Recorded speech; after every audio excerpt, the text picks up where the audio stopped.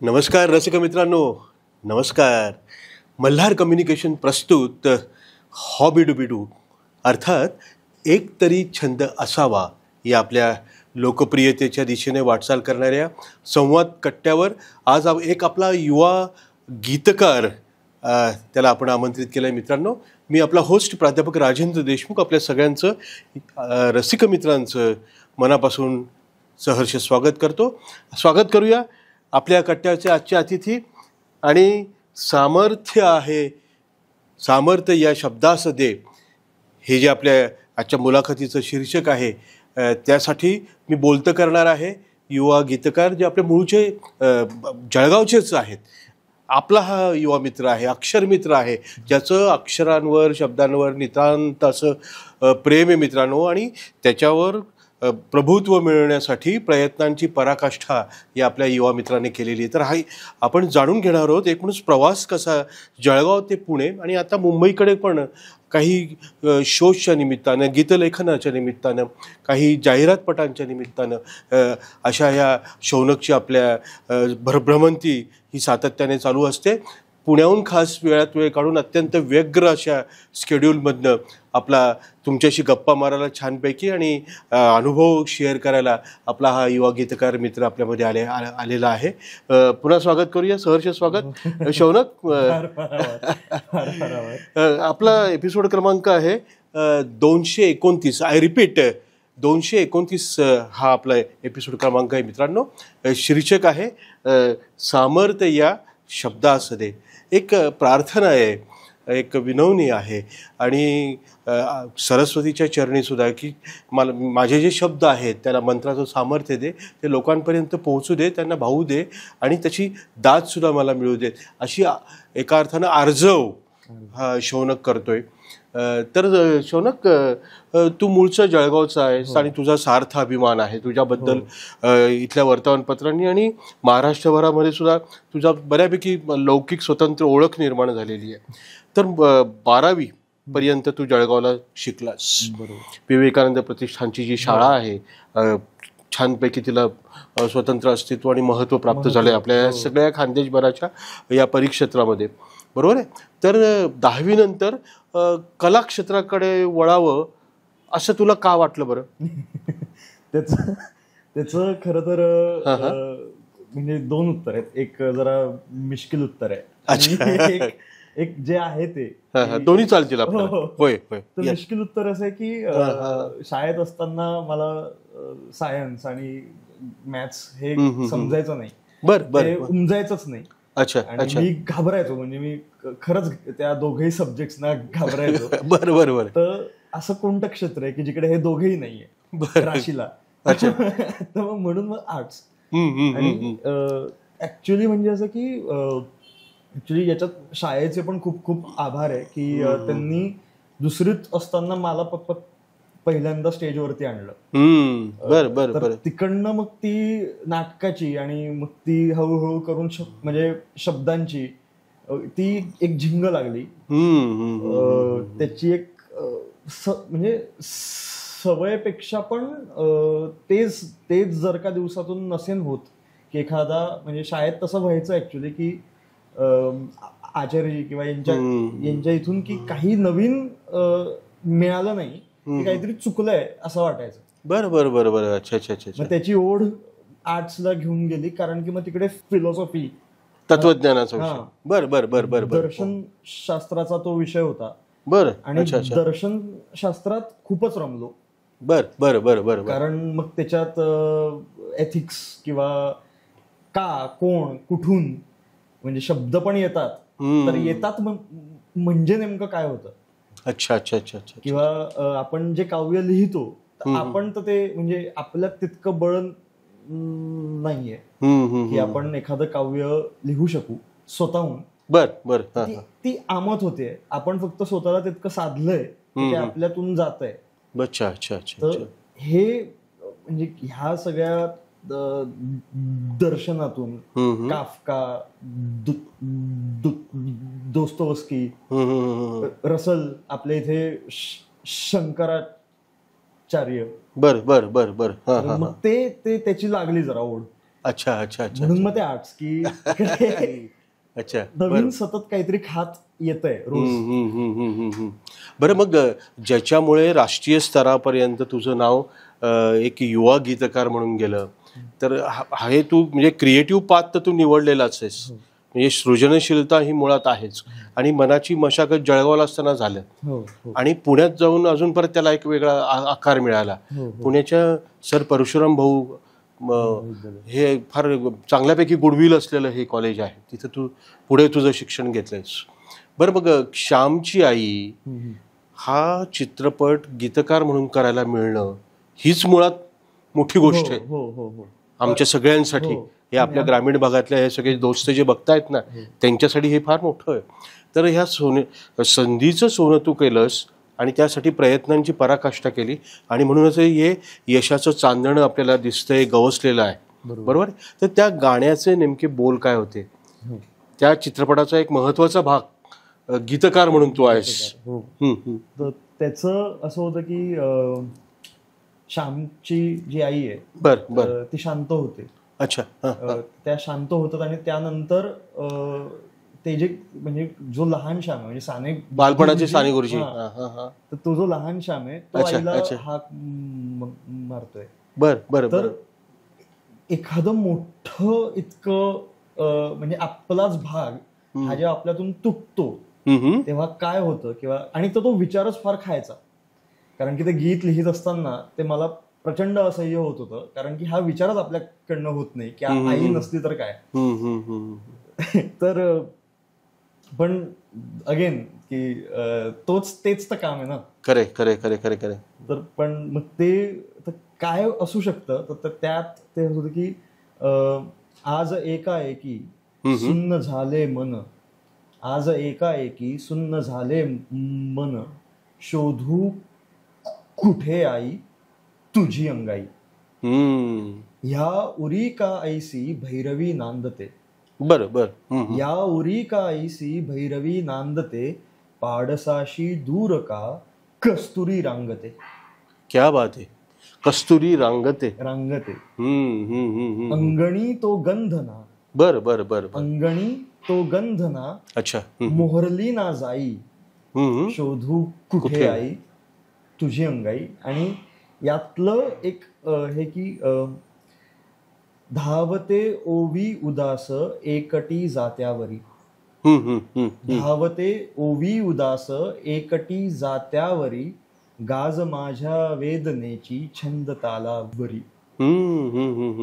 आज एकाएकी सुटले तोरण.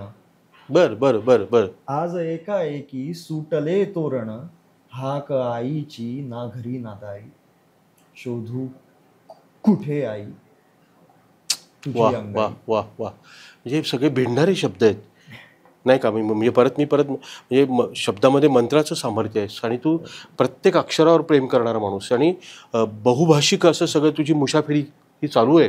किती छान शब्द आहेत, म्हणजे अक्षरशः भावस्पर्शी, हृदयस्पर्शी असे, टचिंग ज्याला आपण म्हणतो असे ते. आणि नक्कीच म्हणजे शब्दांसोबत तू न्याय केल्यामुळे तुझ्यासोबतही गीतकार म्हणून न्याय झाला, आणि त्या चित्रपटाला राष्ट्रीय पारितोषिक मिळालं. तर खरंच तुला तुझं मनापासून अभिनंदन आहे पुन्हा एकदा. फार आभार. म्हणजे अगेन की ते एकाकडनं ते नाहीच होत ना, टीमवर्क तो ते नेहमी. म्हणजे ती चाल इतकी सुंदर होती. अच्छा अच्छा. ती जेव्हा चाल आली तर म्हणजे ती इतकी भिडली. अच्छा अच्छा. त्यात एक खूपदा धागाच इतका सुंदर असतो होय की मोती आपसूक त्यात ओवले जातात. क्या बात आहे. तुम्हाला टाकावे नाही लागत. तसंच की तो धागा इतका सुंदर होता की त्याची माळ आपसूक झाली. खरे खरे खरे खरे खरे खरे. बरं, मग तू टोपण नावाने लिहितोस असर. शौनक सचिन नारळे, म्हणजे शौनक उर्फ असर.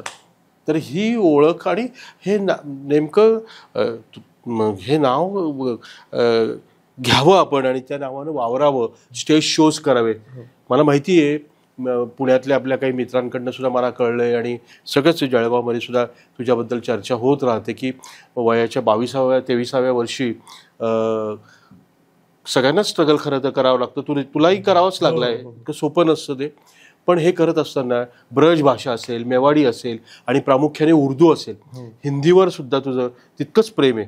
आणि भावना अभिव्यक्त करण्याचं साधन, प्रभावी माध्यम म्हणजे नक्कीच भाषा. तर भाषेवर प्रेम असलंच पाहिजे, हुकमत असली पाहिजे, शब्दप्रभू आपण असलं पाहिजे, शब्दांची योजना आपल्याला आपल्या पेरणी जी आहे ती व्यवस्थित जमली पाहिजे. ते तुला ते जमतंय हे फार फार महत्त्वाचं आहे.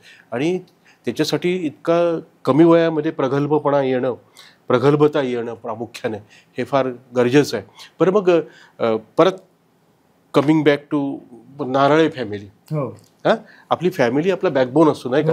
तर या तुझ्याशी गप्पा मारत असताना सचिनजी नारळे आपले आमचे सर्वांचे सन्मित्र की ज्यांनी उत्तम नेतृत्व दिलेलं आहे सार्वजनिक गणेश मंडळाच्या, त्याचं नेतृत्व करताना सुद्धा ते ह्या कट्ट्यावर येऊन ते सुद्धा बोललेले आहेत आणि खूप चांगला रिस्पॉन्स सगळ्यांकडनं मिळालेला आहे. तर त्यांचा तू सुपुत्र आहेस. नारळे सर, आजोबा, म्हणजे शिक्षकी पेशा, शिक्षण हे तुमच्या सगळ्याकडे म्हणजे फॅमिलीमध्ये आहेच ते आहे.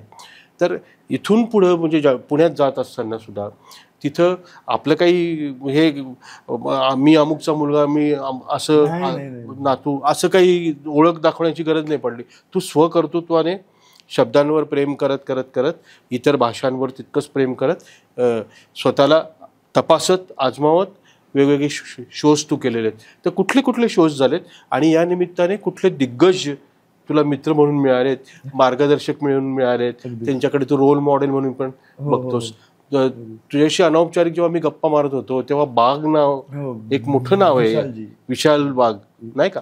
आणि तो एक किस्सा तू आमच्या या सगळ्या दर्शकांना जरूर ऐकव की जावेद अख्तरजी फार मोठं नाव आहे शायरी मधलं, ग्रेटच गीतकार. तर त्यांनी पण तुला सल्ला दिला, त्यांनी पण तुला म्हणजे दाद पण दिली, कौतुकही केलं. ते काय तो किस्सा आहे बरं, सांग बरं. तो मी त्या किस्स्यावरती येतोच, पण आधी एकदा म्हणजे मी ते सांगू इच्छितो की ते शब्द आणि भाषा याचं प्रेम ते मला असं खूप वाटतं ना की बाबा लहान म्हणजे मी लहान असताना ओके बाबा गझली ऐकायचे, अजूनही ऐकतात. गझल कठीणच आहे. आणि तर मला अजून पण आठवते की मला समजायचं नाही काही, पण बाबांमुळे गझल आणि त्या सगळ्या म्हणजे त्या शब्दांचा, त्या जगाचा एकूणात मला छंद लागला. बर. उर्दू आणि हिंदी, ब्रज, मेवाडी ह्या सगळ्या भाषांकडे वळण्याचं कारण बाबा आहे. कारण ते इतकं ऐकायचे किंवा ते इतकं वाचायचे, पण तर आपसुक ते म्हणतात ना की पाहून पाहून ते होतं किंवा ऐकून ऐकून होतं. यस, आणि आपला भोवताल जसा असतो की तसं आपण घडत पण जातो. वा वा वा. आणि म्हणजे तुझ्या आवडीचे गीतकार हिंदी असेल, उर्दू मधले असेल, शायर आणि मराठीतले सुद्धा, म्हणजे सुरेश भटांची ती परंपराच आहे आपल्यापर्यंत. आता परवाच आपण त्यांचं स्मरण सुद्धा केलं नाही का. तर काय तुझे कोण कोण आवडते बरं? एकतर मराठीत जर का म्हणाल तर भाऊसाहेब पाटणकर, जिंदा दिलवाले, जिंदा दिल, क्या बात आहे. त्यांच्यासारखं म्हणजे रोमॅन्टिक, हीच बोली आणि हीच शायरी. वा. हे एकदा ते जमलं की भट्टी मस्त जमला. वा. आयुष्य म्हणजे आपलं सगळं नीट झालं असं माझं मत आहे.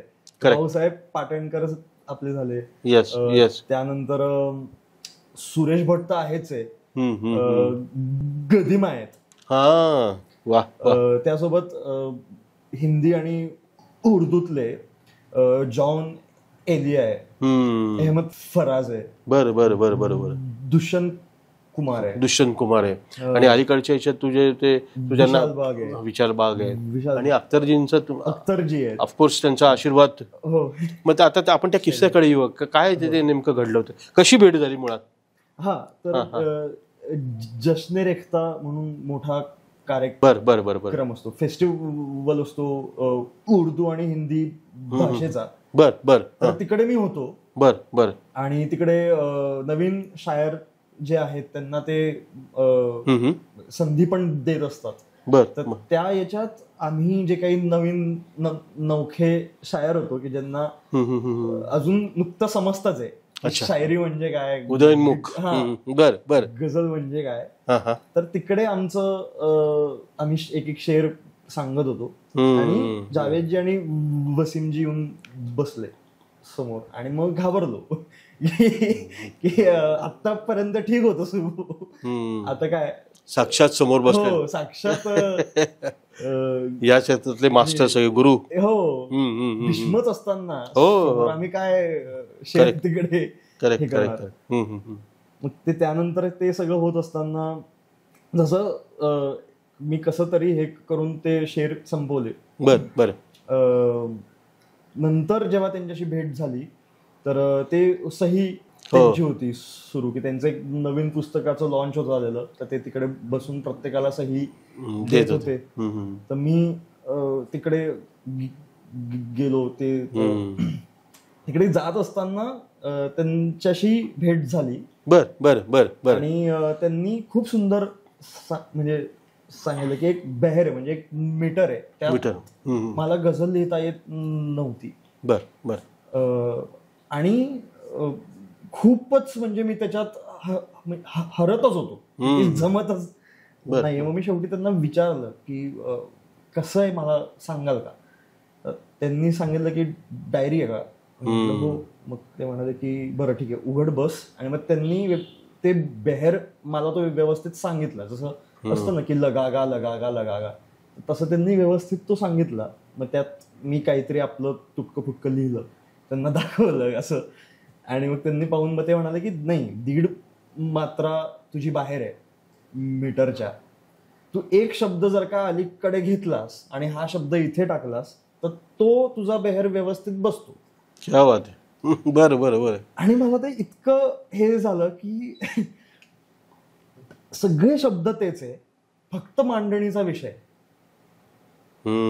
त्याच्यासाठी 1.5 वर्ष जवळपास. त्याच्यासाठी 1.5 वर्ष ते जमेच ना. बरं. खूपदा हे म्हणजे इतकंच लागत नाही की तुम्ही काय सांगताय, तुम्ही ते काय पद्धतीने सांगताय, म्हणजे तुम्ही कसं ते मांडताय, तेही खूप महत्वाचं आहे. नक्की खरं आहे. तर म्हणजे आणि मेन म्हणजे की ते आपल्याशी बोलताय याच्यात त्यांचा मोठेपण, म्हणजे ते म्हणजे त्याच्यात आपण काहीच नाहीये. कारण की एक तर आपलेपणाने समजून सांगणं, टिप्स देणं, आपलेपणाने समजून सांगणं, प्लस एखाद्या समुद्राला एखादा थेंब आवडणं किंवा एखाद्या थेंबाला त्यांनी सांगणं की बाबा रे वाहताना असा वाहा. तर हे फार मोठी गोष्ट आहे. म्हणजे अगदी असं पण नाही की त्यांना मी लक्षात राहिलोही असेन किंवा नसेनही, फरक नाही पडत. पण ते त्यांचे 4 शब्द आपल्याला लाख बोलायचे, ते लाख पुढच्या सगळ्या या एक सगळे काय आहे की तुझ्या बाबतीत एक खरं आहे की मळलेली वाट तू कुठे त्या वाटेने गेलाच नाहीतर मग चला 12वीला चांगले मार्क्स आहेत तर मग सायन्सला जाऊया, आपण कॉमर्सला जाऊया, हे करूया. तर तू वेगळी हटके वाट निवडलीस आणि वेगळ्या वाटेचा वाटसरू झाला. किती सोपं पण नव्हतं हे सगळं करणं. आणि त्यासाठी वाचन जबरदस्त आहे. म्हणजे असं म्हटलं जातं की म्हणजे झाडं आपल्याला श्वास देतात, तर पुस्तकं आपल्याला जे आहेत, वाचन जे आहेत ते आपल्याला आत्मविश्वास देतात. हे फार महत्वाचं आहे नाही का. आणि वाचाल तर वाचाल आणि लिहाल तर आनंद त्या ठिकाणी आहे. ते हे दोन्ही गोष्टी तुझ्यासाठी आहेच ते सगळं. बरं, मग कशा पद्धतीचं तू वाचन करतोस की जेणेकरून ते तुझ्या लेखनासाठी हे पूरक ठरेल, सपोर्टिव्ह. मी खरं तर कधी म्हणजे आपसुकच असा कधी होत नाही हा विचार की काहीतरी याच्यासाठी चला वाचूयात, ते वाचूयात. म्हणजे अच्छा, खास याच्यासाठी नाही, पहिल्यापासूनच पहिल्यापासूनच की सगळ्या प्रकारचं. हो, की जे म्हणजे इनफॅक्ट खूपदा असंही होतं की आपण बस स्टँडला पण थांबतो ना, स्टेशनरी हा माझा खूप जिव्हाळ्याचा विषय. बरोबर. सोबत असतं. मी खूप रमतो. मी स्टेशनरीचा शॉप पण दिसलं ना, मी अगदी म्हणजे मी खूप रमतो. क्या बात. डायरीज म्हणा, पेन म्हणा वगैरे ह्या ह्याच्यात मी प्रचंड रमतो. अच्छा अच्छा. तर ते लिखाणाचं म्हणा किंवा वाचनाची गोडी ही बालपण, मी जसं सांगितलं की बाबा ते ऐकायचंय आणि मला ते असं व्हायचं की अरे ते जे ऐकतोय ते कानाला छान वाटतंय पण समजत काहीच नाही. तर ते कसं समजेल म्हणून. तर सध्याला मी विनोद कुमार शुक्लांना फार वाचतोय. विनोद शुक्ल. बर. त्यांचं दीवार में एक खिडकी रहती थी असं म्हणून एक सुंदर, इतकं सुंदर आणि इतकं साधं आहे ना ते. दीवार में एक खिडकी रहती थी. वा, मुळात एक कन्सेप्टच भारी एकदम सगळे ते. ते एक झालं. अच्छा अच्छा अच्छा. त्यानंतर शैलेंद्रजी झाले, गुलजार झाले, बाप माणसं सगळं. हो. मानव कॉल म्हणून लेखक आहेत, खूप नोन आहेत लेखक, आणि त्यांच्याबद्दल मला खरंच इतका आदर आहे की त्यांनी आमच्यासारख्या यंग जनरेशनला साहित्याकडे परत आणलं. बर. तर त्यांची काही आहेत पुस्तकं, तर हे सध्या यांचं वाचन आहेच आहे. बरं. मग उर्दू ही अतिशय गोड भाषा आहे नाही का? मग ते सगळे लफ्ज आणि ते हे सगळं करत असताना म्हणजे उर्दू असेल, तुमची काहीची ब्रज असेल, नंतर मेवाडी असेल, याचं वेगळं असं ते समजून घेत असताना काही खास कोणाचं मार्गदर्शन किंवा काय ते वाचून कसं काय नेमकं घडलं कसं ते खूपदा वाचून? कारण मुळात काही लोकांना तर मातृभाषेवर सुद्धा प्रभुत्व मिळवता येत नाही. तुझं मात्र ही मुसाफिरी चालू आहे सगळीकडे. हो, आणि म्हणजे याचा रियाज अजून पण आहेच आहे. अजून कम्प्लिटली त्या भाषा जमल्यात असं नाही. कोणतीही भाषा ही शेवटपर्यंत पूर्ण जमतच नाही आपल्याला. त्याची खूप व्याप्ती मोठी आहे, खोली मोठी आहे. Yes yes yes. पण भाषेचं एक खूप सुंदर, म्हणजे माझं तर इच्छा आहे की जितकं आयुष्य तितकं मला जितक्या भाषा शिकता येतील मी तितक्या शिकू इच्छितो. कारण की ट्रान्सलेशनचं ती ऍक्च्युअल जे साहित्य आहे ना ते त्याच भाषेत वाचण्यात आणि ऐकण्यात त्याची गंमत आहे. नक्की नक्की. बंगाली तर आता मला शिकायची फारच इच्छा आहे. आता मला मी शोधतोय कोणीतरी. बंगाली माणसंही गोड, ती भाषाही गोड सगळी, आणि टॅलेंटेड लोक सगळे. वा वा वा. आणि या कला क्षेत्राच्या बाबतीत तर सगळी खूपच मोठी नाव आहेत सगळे. तर तर तेच की उर्दू भाषा जी आहे तर ते म्हणजे ती स्टार्ट ते हिंदीतनं होतं, आणि आधी तर असं वाटतं की आणि माझं अजूनही मत आहे की ते एकच आहे, म्हणजे ते एकाच नाण्याच्या दोन बाजू आहेत, हिंदी आणि आपली उर्दू. उर्दू. तर खूपदा म्हणजे एकदा कन्फ्यूज होतो काय करायचं. कारण की कितीही नाही म्हणा, आर्ट्स जेव्हा तुम्ही घेतात आणि तुमच्या आजूबाजूला सगळेच तुमच्यावरती हे आहे सुरू की अरे म्हणजे का सायन्स घेतलं असतं तर सोपं असतं, हे असतं तर ते असतं वगैरे वगैरे. तर मग त्यात मी जरा गफलत होत होते की मग मी फिलॉसॉफी जे आहे त्यातच घेऊ की नाटक आहे तर तेच हे म्हणजे तेच घेऊ, हे नेमकं काय. अच्छा अच्छा अच्छा. हे लेखन आहे की म्हणजे कारण की आपल्याला हे पण माहिती आहे की लेखनातून सगळे आपल्याला हे म्हणतात की अरे खाणार काय, अरे याचं काय. करेक्ट. म्हणजे हे सगळं होत असताना मला एक खूप सुंदर वाक्य वाचताना आलं समोर की एक साध है सब सद है. वा. एक साधलं ना सगळं साधलं. नक्की नक्की नक्की. मग मी म्हटलं की ठीक आहे, आपण वाचनात रस आहे, लेखनात रस आहे, त्यातच अजून काय फाटे, त्यातच अजून काय तर त्यात ती गोडी लागली. आणि मग जसं आता हिंदीत रस लागला होता तर मग हिंदीचीच बहीण म्हणून ब्रज, हिंदीचीच भाऊ म्हणून अवधी. मेवाडी. उर्दू ही हिंदीचीच एक दुसरी बाजू. तर मग ते असं त्यातनं अजून ते झाड अजून. वा. छान. वेगवेगळे ब्रांचेस, वेगवेगळ्या शाखा. येस. बरं, मग म्हणजे काही स्टेज शोज सुद्धा तू हो. तिथं म्हणजे मेट्रो सिटी पुण्यासारख्या ठिकाणी आणि तिथून पुढे आता मुंबईकडे प्रवास सुरू झालेला आहे. तर हे सोपं नाही आहे तिकीट शो करणं, नाही का? तर कुठले कुठले असे शोज केलेत? आम्ही जे एसपीतले होतो तर त्यांनी आम्ही तर मिळून नाटकं जी होती केलेली तर त्याचे पण शोज केले. वा. त्यानंतर पूर्वाई म्हणून एक आमचा शो होता. अच्छा अच्छा. ज्यात आम्ही 8 गाणी स्वतः लिहिली होती. छान. वा. आणि आमच्या सगळ्या मित्रांनी मिळून त्याला कंपोज होतं केलेलं, त्याला चाल वगैरे दिली, त्याला सुंदर इन्स्ट्रुमेंटेशन हे दिलं आणि मग त्याच्यातून आम्ही वेगवेगळ्या स्टोरीज फ्लो होत्या त्यातनं हे केलेल्या. त्याच्या शेर पण यायचे, त्याच्या साहित्याचे वेगवेगळे अंग यायचे. त्याच्यात बेत बाजी यायची, म्हणजे माझ्यासोबत जो ऑनस्टेज होता आम्ही मिळून शेर मध्ये जुगलबंदी. वा वा वा वा. तुला आवडलेला आणि लोकांना भावलेला असा कुठला शेर तू आमच्या रसिक मित्रांसाठी काय आता नेमकं? एक शेर नुकताच मी आता वाचला होता, तो लोकांना फार होता आवडलेला. आणि अगेन म्हणजे परत तुला आवडलेला आणि तुझा स्वतःचा पण, असं दोन्ही ऐकू. माझा प्रॉब्लेम आहे की मी 10 मिनिटं झाले की माझं लिहिलेलं मला आवडत नाही. बरं बरं बरं. म्हणजे हे मोठं होण्याचं लक्षण आहे. खरंच आहे. बरं बरं. पण हा म्हणजे त्यातलं त्यात ते हा एक शेर आहे जो मी मानतो की असं असावं. तो मीटर मध्ये आहे, छान आहे, म्हणजे त्याला ते आहे त्याला. ओके. हा एक शेर होता की ठंड बहुत है. अच्छा. ये आखिरी अलाव रहने दो. शेकोटी.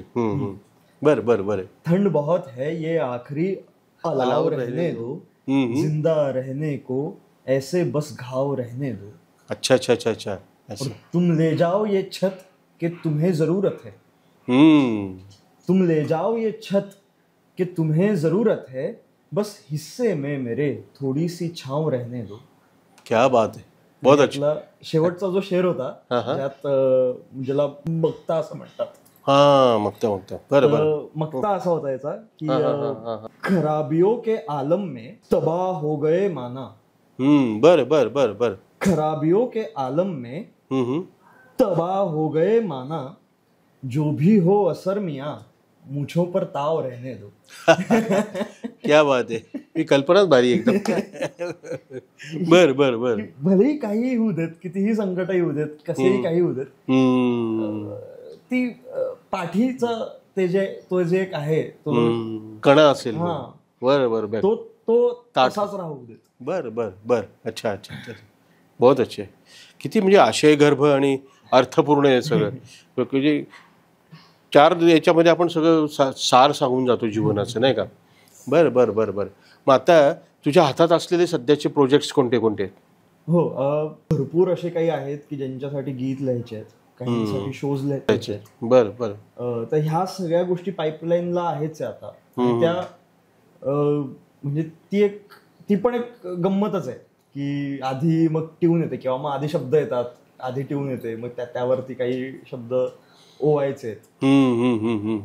ते रमत गमत ते गाणं होईल आता तयार. बढिया बढिया.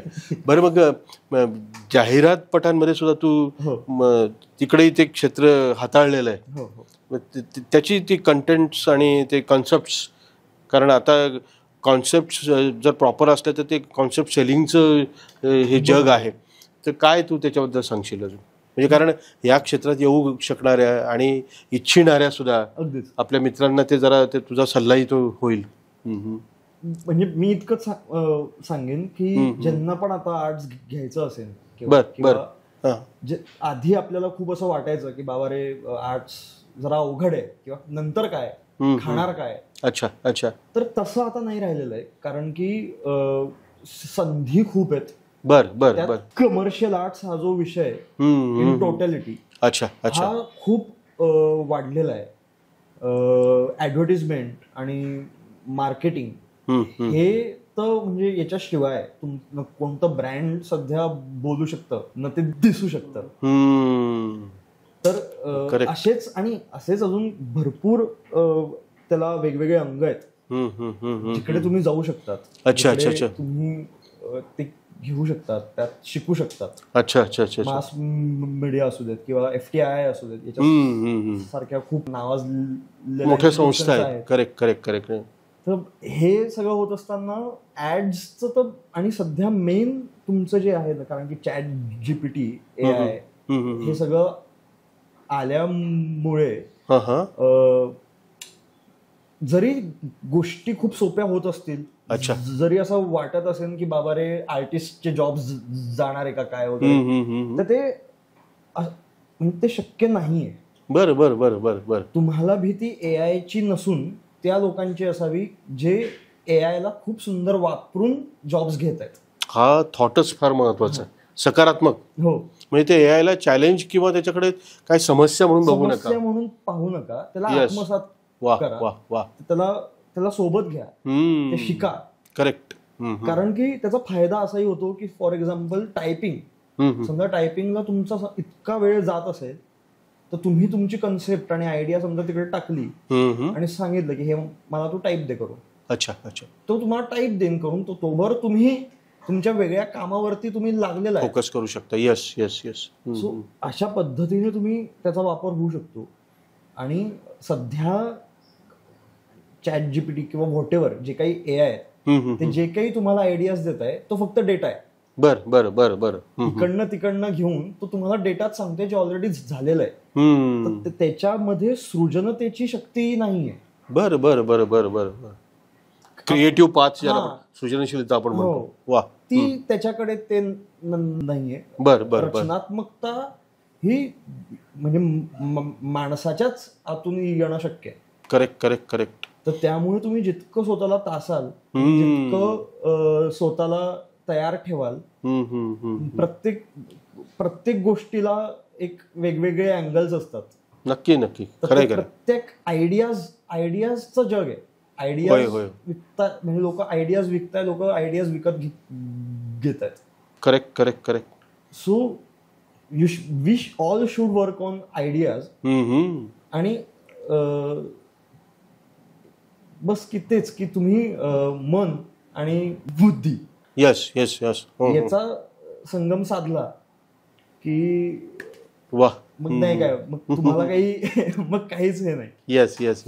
अतिशय म्हणजे खऱ्या अर्थाने ह्या सध्याच्या परिस्थितीमध्ये मित्रांनो, लाख मोलाचा सल्ला आपला अक्षर मित्र असलेला, खऱ्या अर्थानं जो एका समर्पित भावनेनं अक्षर सेवा करतोय असा युवा गीतकार, ज्याला राष्ट्रीय पुरस्कार ज्याच्या चित्रपटाला श्यामची आईच्या निमित्तानं मिळालेला आहे. पुण्यासारख्या ठिकाणी शोज करणं, इथे यश मिळवणं, काहीसा स्ट्रगल प्रारंभीच्या काळात झाला, पण हे सगळ्यांच्या वाट्याला येतं. पण मी एकच फक्त सांगू शुअर सॉरी, नो प्रॉब्लेम.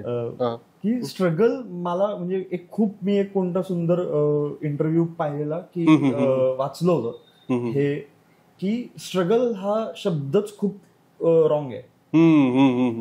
ती मेहनत आहे. क्या बात आहे. ती प्रत्येकाच्या नशिबी येणारच आहे, ती प्रत्येकाच्या वाट्यात आहे. त्याला तुम्ही स्ट्रगल म्हणून रोमॅन्टिसाइज केलं, अच्छा, की तुमची मेहनत आपोआप 2 म्हणजे जी 100 होणार असते ती 80 होते. मग करेक्ट, ग्राफ खाली येतो. हो, कारण की ते तुम्ही रोमॅन्टिसाइज ठेवलंय ना, विनाकारण तो भाऊ करण्यात अर्थ नाही. येस. तर ती मेहनत आहे, त्याच्यात काही म्हणजे प्रत्येक जण आपल्या जगण्याचा एक तो भाग आहे. तो भाग आहे. ओके. आणि जगणं म्हटलं की ते सगळ्या गोष्टी येणार आहे, मग त्यात ती तुमची मेहनतही आली. क्या बात. जो इंजिनियर आहे तो पण तितकीच मेहनत करतोय. येस. जो मजदूर आहे तोही तितकीच मेहनत घेतो. प्रत्येक व्यक्ती तितकीच मेहनत आहे. फक्त हे कलाकाराला ते प्रिव्हिलेज आहे. अच्छा. त्याला हे सांगता येतं की मी स्ट्रगल केलाय. हे ती कॉमन ते हा प्रश्न कॉमन विचारला जातो आणि अशीच कॉमन उत्तरं पण येतात. पण तू वेगळ्या पद्धतीने सगळंच मांडणी तुझी सुरुवातीपासूनच वेगळी करतोय. उत्तम. म्हणजे खरं तर आपल्याकडे मित्रांनो वेळेची मर्यादा आहे. आज संवाद कट्ट्यावर युवा गीतकार आणि आपल्या जळगावचा मूळचा असलेला शौनक सचिन नारळे हा वेळात वेळ काढून अत्यंत व्यग्र अशा त्याच्या स्केड्यूलमधनं इथं आला. आपण त्याला बोलतं केलं आणि त्याची जी जर्नी आहे ती नक्की आपल्या सगळ्यांसाठी इन्स्पायरिंग आहे मित्रांनो, की मळलेल्या वाटेवरनं जाण्यापेक्षा थोडंसं हटके नाही का. तर तुझ्या सगळ्याच या आणि यात एकच सांगू इच्छितो, एक दोहा आहे, दोह्याने मला कायम साथ दिली, कबीराचा दोहा. वा वा. तो तुझा कबीर आणि त्याचं साहित्य आणि दोहे हे तर वीक पॉइंटच आहे. हो तुझ्या रूम मध्ये पण इनफॅक्ट तो हाच आहे, तो हाच दोहा आहे जो मी लावून ठेवलाय. कारण तो त्याने इतकं म्हणजे सावरलंय ना. बर म्हणजे प्रत्येक वेळेला, कारण की खूपदा रिजेक्शन येतात, खूपदा तुम्ही हतबल होतात, पण हा दोहा सोबत जर का असेल तर तुम्ही नेऊन जाल सगळं, की धीरे धीरे रे मना धीरे सब कुछ होय. वा. बर धीरे धीरे रे मना धीरे सब कुछ होय. बर माली सीचे 100 घडा. अच्छा. ऋतू आय फल होय. वा क्या बात आहे. की 100 घडे तुम्हाला ते खत पाणी द्यायचंच आहे. अच्छा कीच ते होणार आहे. वा क्या बात आहे. किती आशय गर्भ आणि अर्थपूर्ण ह्या सगळ्या गोष्टी आहेत. आणि म्हणजे कबीर तर म्हणजे तो एक खऱ्या अर्थाने त्याची स्वतःच जीवन हे शापित होतं, पण त्या जगाला मात्र भारी सगळ्या गोष्टी मोठं काम करून गेलंय. वा. तर ह्या सगळ्या तुझ्या म्हणजे अशीच गाणी तुझ्या वाटेला येऊ आणि त्या आलेल्या संधीचं तू सोनं करतोच आहे. आणि छान, एक जळगावकर म्हणून तुझ्याबद्दल अत्यंत अभिमान आहे. तर तुझ्या सगळ्या विश लिस्ट मधले काही किंवा बकेट लिस्ट मध्ये जे काही आहे की हे करूया ते करूया ते सगळे संकल्प तुला ते स्वप्नपूर्ती हो. आशीर्वाद असू द्या. ते खरंच व्हावे. तुझ्या बाबतीत एक खरं आहे की म्हणजे आधी सिद्धी आणि नंतर प्रसिद्धी असं सगळं घडलेलं आहे.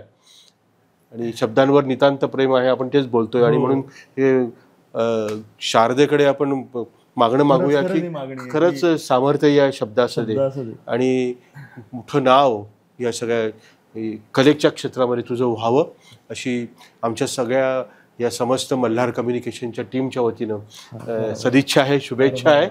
आणि कट्ट्यावर आल्याबद्दल मनापासून आभार. फार आभार. धन्यवाद. नमस्कार.